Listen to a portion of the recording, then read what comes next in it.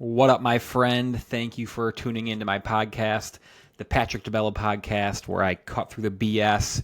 I don't give you any fluff. We are talking straight up facts about fitness and nutrition, things that are for real world people. They're going to help you get results without chasing perfection.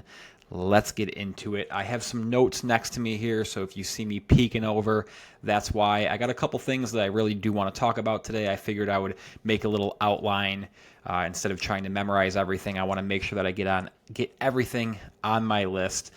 For those of you who've been following me on social media, you saw that I recently took a trip to San Diego, California. It was a little bit of it was actually a vacation, my first real vacation in years. And I did very little work, which was phenomenal. I encourage everybody to actually take a vacation. And I think for the fellow business owners out there, it's something that we don't do, right? There's a lot of talk about work-life balance and people who work a regular 9 to 5 or have a career, they get PTO.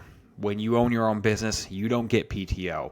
Most of the time when I go on a trip, I'm working. I'm always filming content. I'm doing my online client check-ins.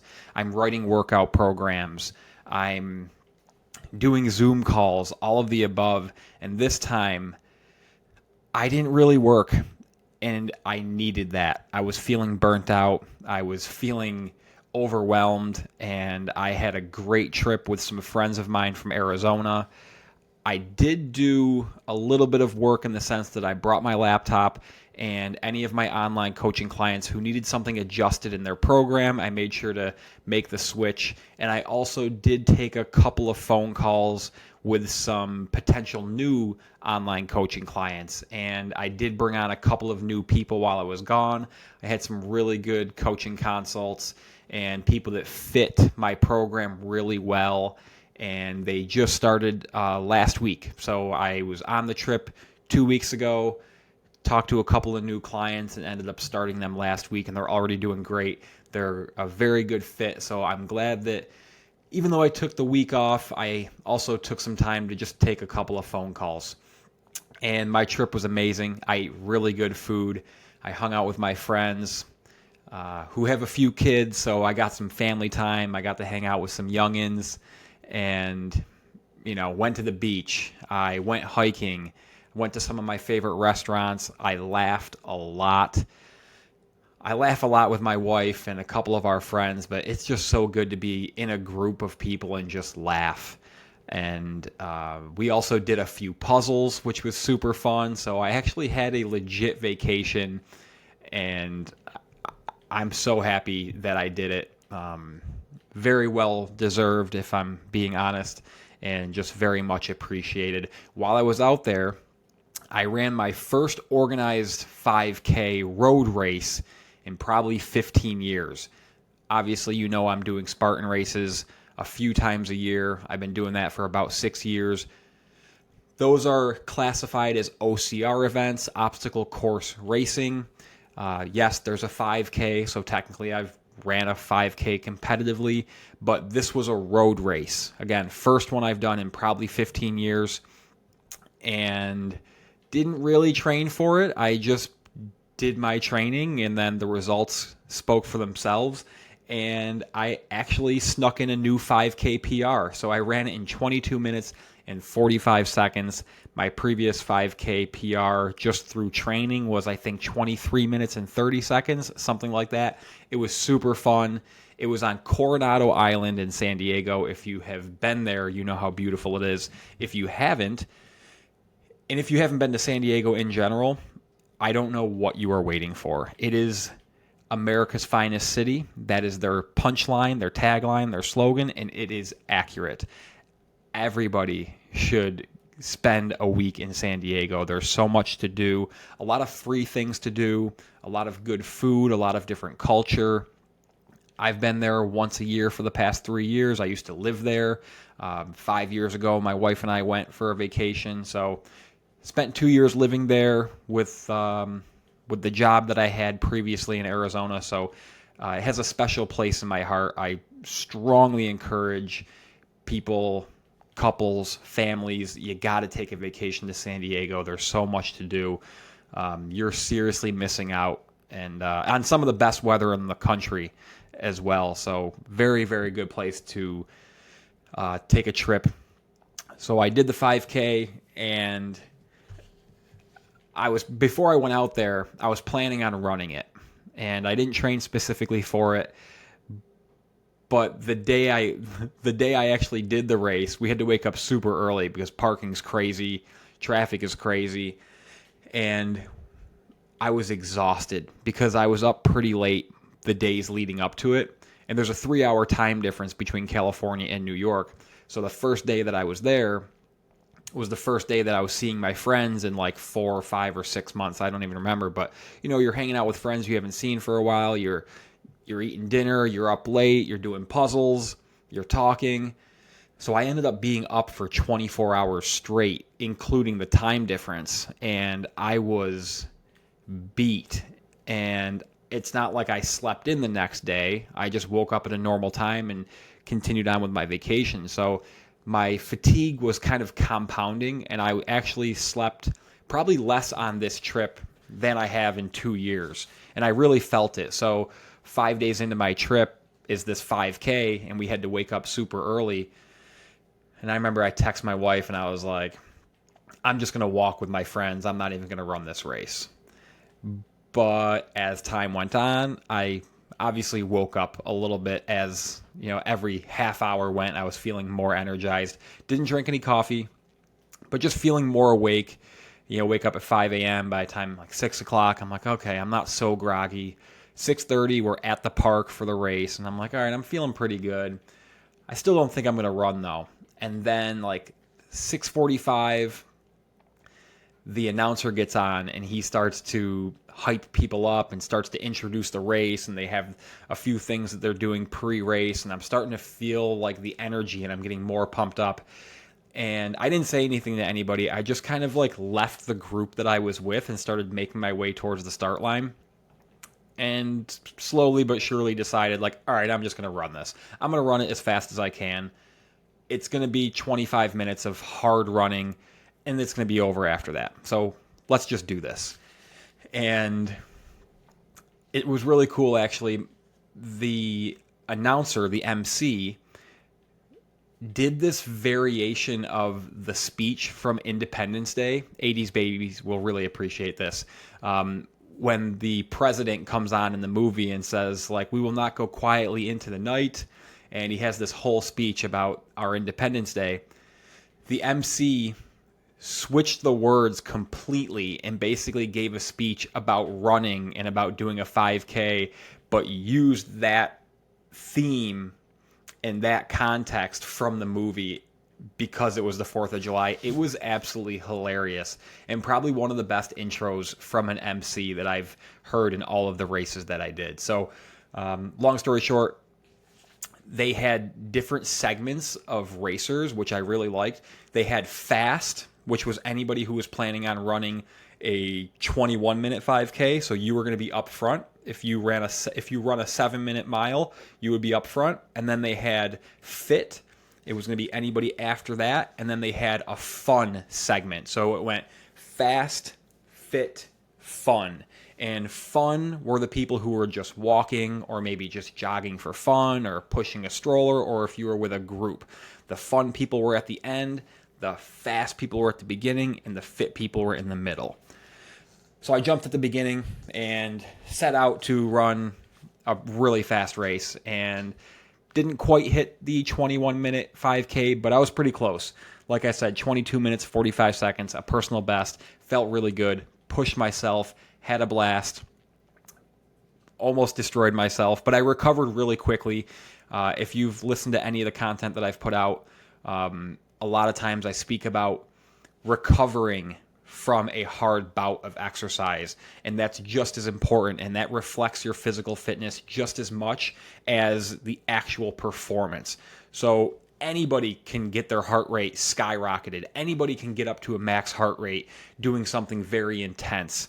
You can destroy yourself with burpees. You can destroy yourself with box jumps or getting on the air dyne and just doing sprints for 30 minutes. The easiest thing as a coach for me is to completely destroy somebody in a workout. So there's nothing special about like feeling beat up. What's special is how fast you recover. So within 3 minutes, I was fully recovered. So I finished the race and I basically put it all on the table. It was a 10 out of 10 effort. I sprinted to the finish line. I left nothing in the tank.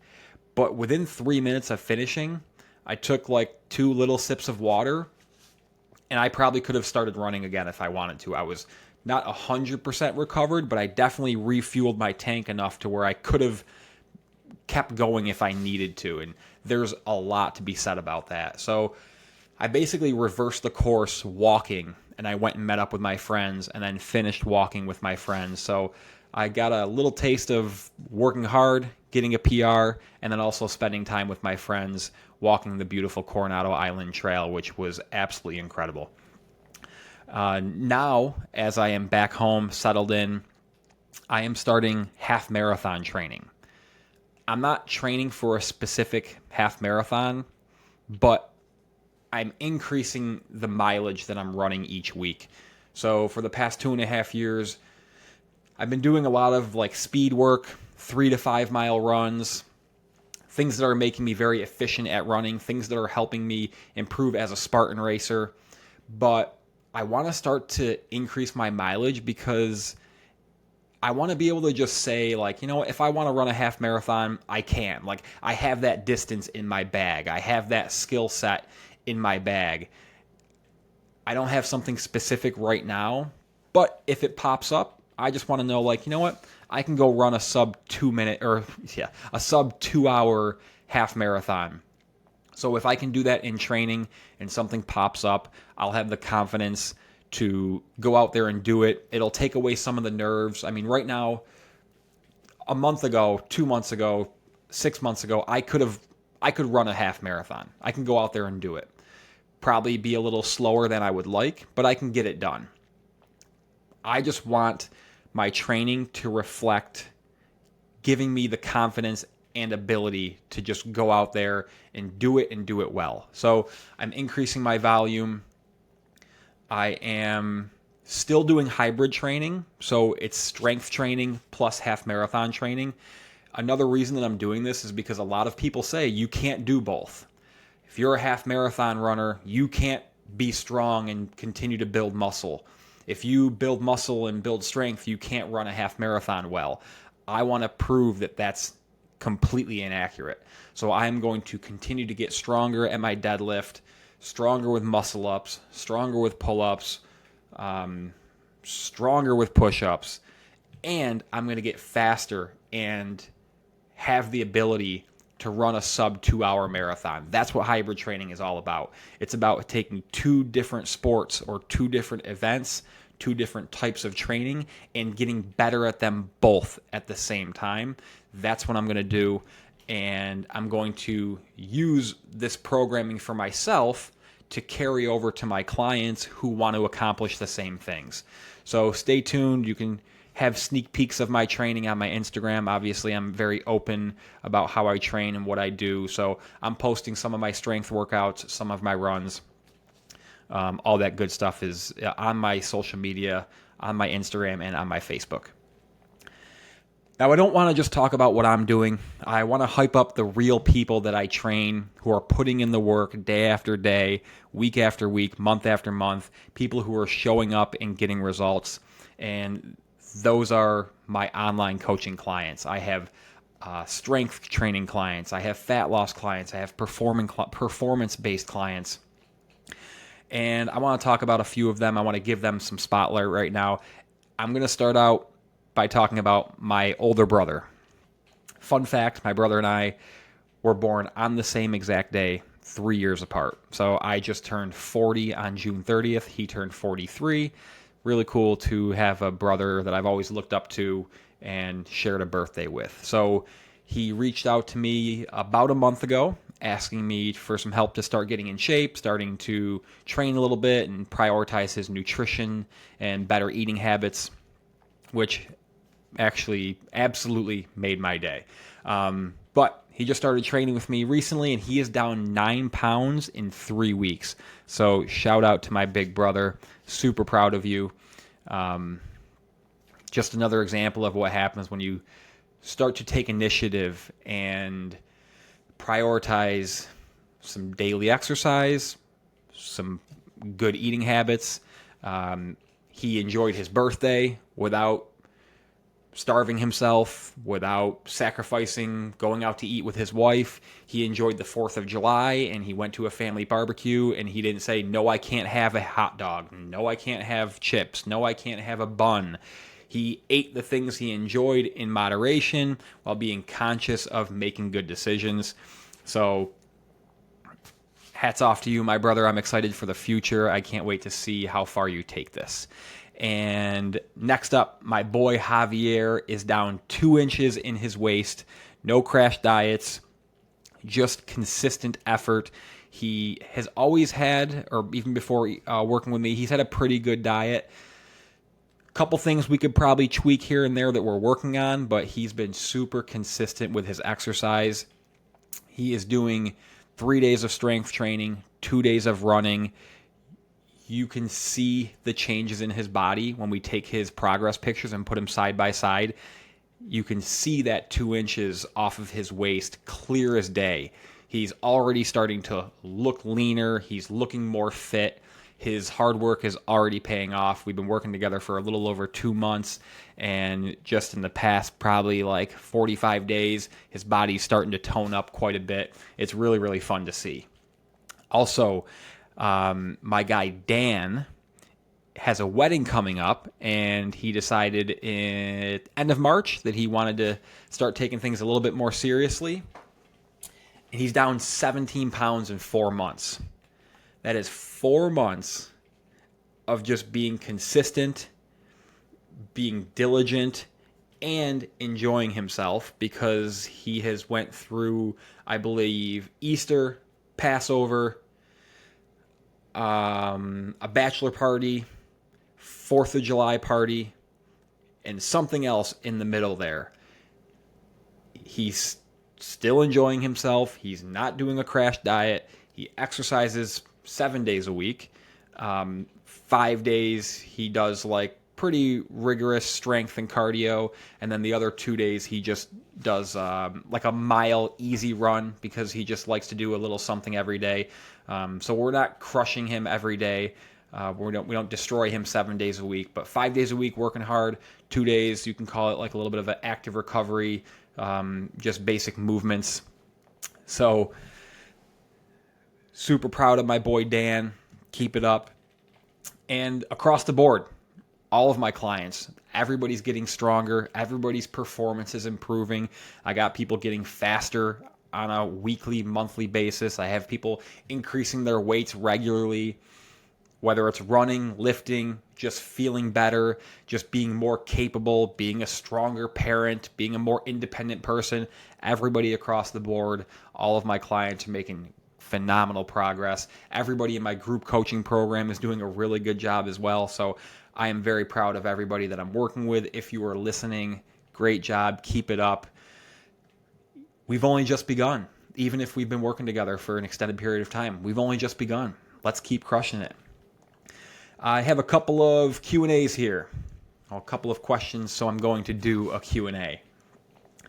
One of my Instagram followers asked, how do I get rid of fat around my waist? Or specifically, they said, what is the best exercise to get rid of fat around your waist? Exercise does not burn fat. I don't care what your group class coach has told you. I don't care what your favorite influencer is posting about.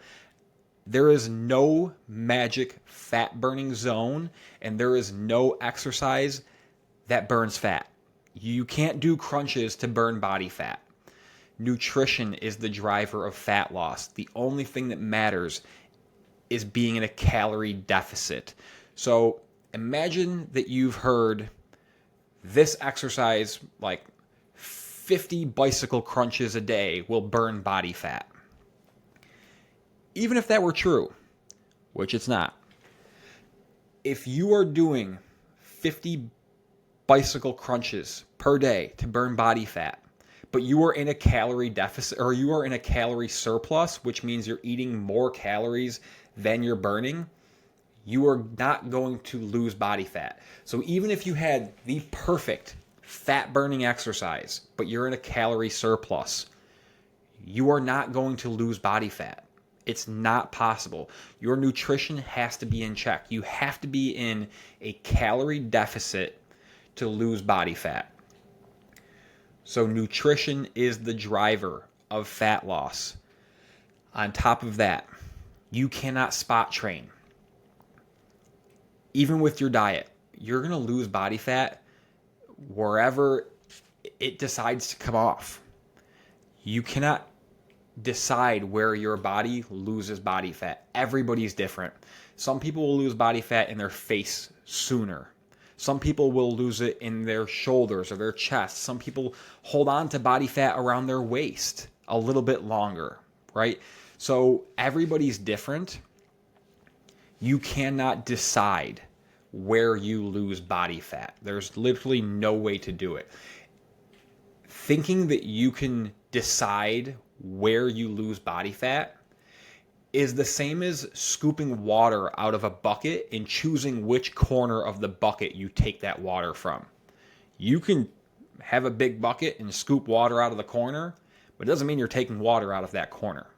It's a very similar concept as losing body fat. This is why you just got to be consistent. You have to have your calories in check. You have to have some daily exercise going on. You want to strength train because when you lose body fat, you want to replace that body fat with muscle. You can't decide when or how much, but you can be consistent and you can make sure you do the right things so that when you do lose body fat in that area, eventually you do develop the muscle in that area. So that's why strength training is so important. That's why a calorie deficit is so important. I have another Instagram follower who asked, how much volume and rest should I use with body weight exercises? Like most things, the answer is it depends. But for the most part, usually with calisthenics, you can handle a little bit more volume and intensity than you can with weights. So when you lift weights, you're putting a lot more stress and strain on the body than when you're just doing calisthenics. Now, as you get more advanced in calisthenics, you have to find ways to actually increase the leverage or the tension on the body so that intensity will ramp up. And that's a skill in itself, knowing how to make push-ups more difficult, knowing how to make pull-ups more difficult. With the lower body, knowing how to make lower body exercises more difficult. But for the most part, you can probably do 4 full body workouts in a week with calisthenics. But 4 full body workouts with weights per week is probably a little bit too much. So listen to your body. It's a little bit more difficult to get sore when you're doing calisthenics, but it can be done. Being sore isn't necessarily an indication that you shouldn't work out, but you should definitely be listening to your body and probably maybe backing off a little bit if you're noticing that you're sore continuously, like multiple days in a row, or if you just continue to do the same program and like 3 weeks into the same program, you're still sore from the same workout. That might be an indication that you're doing too much. As far as rest goes, it's the same as if you're lifting weights. When you're doing a strength movement or a set of a strength movement, you want to rest for 90 seconds to 2 or 3 minutes in between your sets. If you're doing pull-ups, you want to rest 2 minutes between each set so you can regain the energy to work hard in your next set of pull-ups. If you only need 30 seconds of rest after an exercise, calisthenics or weights, you're not challenging yourself enough in that exercise. So body weight wise, let's say, for example, push-ups. If you can do 20 push-ups in a row and then 30 seconds later do 20 more push-ups, your push-ups are too easy, you're not challenging yourself enough, you need to find a way to make those more difficult, either by doing diamond push-ups or feet elevated push-ups or feet elevated diamond push-ups or archer push-ups, for example. Find a way to make those push-ups more difficult, so you need 90 seconds to 2 minutes rest before you do the next set. Because if you can do the next set after 30 seconds, you're not being challenged enough in that previous set.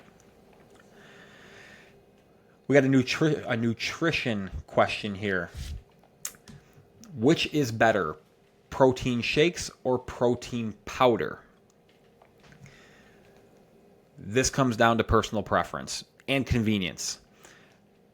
Protein powder in water with a shaker bottle, it's not that inconvenient, but it is more inconvenient than the ready-made shakes. I like the Fairlife shakes. There's Core Power and there's Fairlife. The Core Power shakes have Fairlife milk in them. The Fairlife shakes are straight up Fairlife protein shakes. Usually the ready-made protein shakes have more calories. The reason I like the Fairlife ones is because I think they only have 130 calories, which is pretty awesome. But the Core-made, or the Core Life, Core Power shakes usually have like 180. And then even like those muscle milks, they have a little bit more. So a decent protein powder only has between 100 to 130 calories depending on the brand. If you put that with water, it's 130 calories at most. But a ready-made shake is probably more like 180 to 210 calories depending. So that's the only real difference is the calories.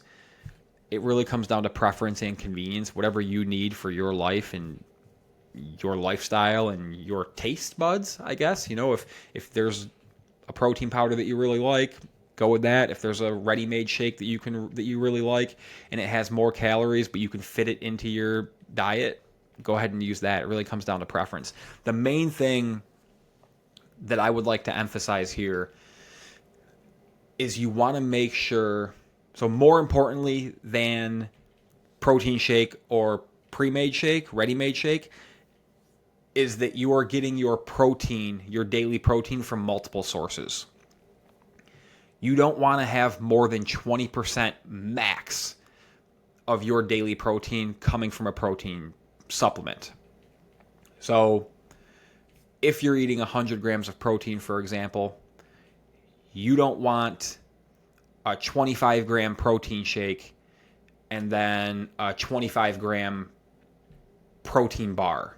Because now out of your 100 grams of protein, 50 of them are coming from protein supplements. You need more variety than that. You want to drop that down to 20%. The more variety, the more amino acid profiles that you're actually getting.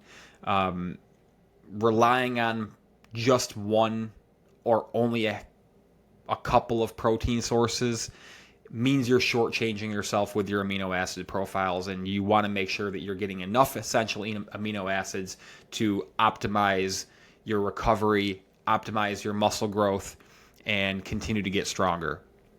So ideally, no more than 20% of your total daily protein comes from a supplement.